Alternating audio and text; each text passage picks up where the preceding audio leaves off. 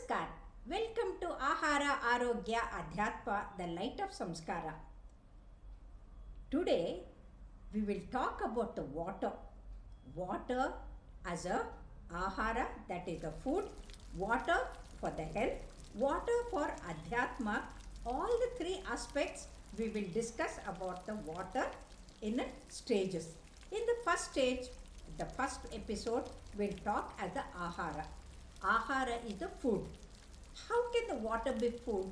Yes, unless the rain comes, the rain falls on the soil and the seeds sprout, we'll not have any food. Whether to grow the food, that is the grains, the millets or the fruits or the vegetables, for everything the water is required. Without water, the food will not grow. It will be dried up and there will be famine and people will die without any food. And that's how water is very important for growing the food. Is it water only for growing the food? No. It is important for digesting the food also. Whenever we eat food, our stomach is like a mixer. The half of it we should fill with the solid and another quarter with the water or watery substances like buttermilk or tender coconut water or the fruit juice or the milkshake.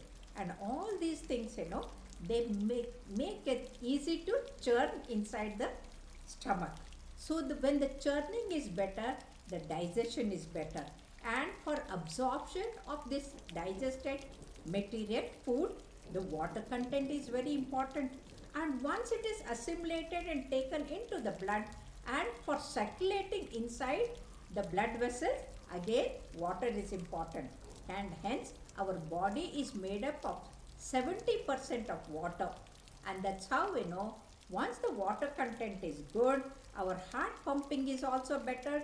The blood that goes into the circulation and every cell will get the nutrition and also the oxygen. So the water is a good carrier of nutrition as well as the pranavayu, or that is the important one. And hence water is very, very essential. Is the water essential only for digestion? No. It is important for throwing out the excreta. If we don't have enough water, our motion will have constipation and the solid waste will not be thrown out and the constipation will lead to ammonia and as well as the headache. And apart from that, the water content is equally important for throwing the toxins as well as the coloring agents and the waste material and through the urine. And there, unless the water content is adequate, our kidney cannot filter the unwanted things. And that's why for the function of the kidney also, water is important. And so the water is important for the function of the stomach, the intestines, large intestines, the kidneys and the liver, which acts as a kitchen. And there the toxins have to be detoxified, and for that again water is very important. And that the bile which is coming out to digest, that also has to come as a watery material. So again water is important. And if the water is less, there will be dehydration and then there can be thrombosis. The clotting of the blood can occur.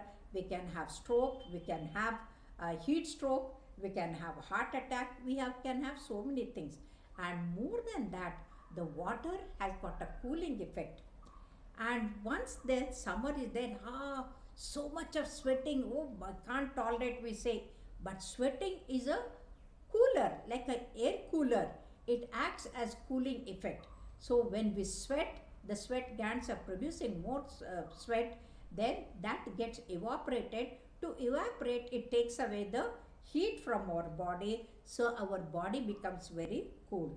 So this is how the water is important as a food, and that food is very essential. Without food we can survive for 3 months. Without water we can survive for only 3 days, and without oxygen we can live only for 3 minutes. And even for the plants to produce the oxygen, the water is very important, and hence water is very essential as a ahara or the food. So in this summer, let us all drink more water and more watery fluid intake, and hence we keep our body cool, at the same time healthy. So come on, let us drink at least 1 to 2 liters of water to keep our all the systems very healthy, and let us all lead a very happy and a healthy life. Namaskar.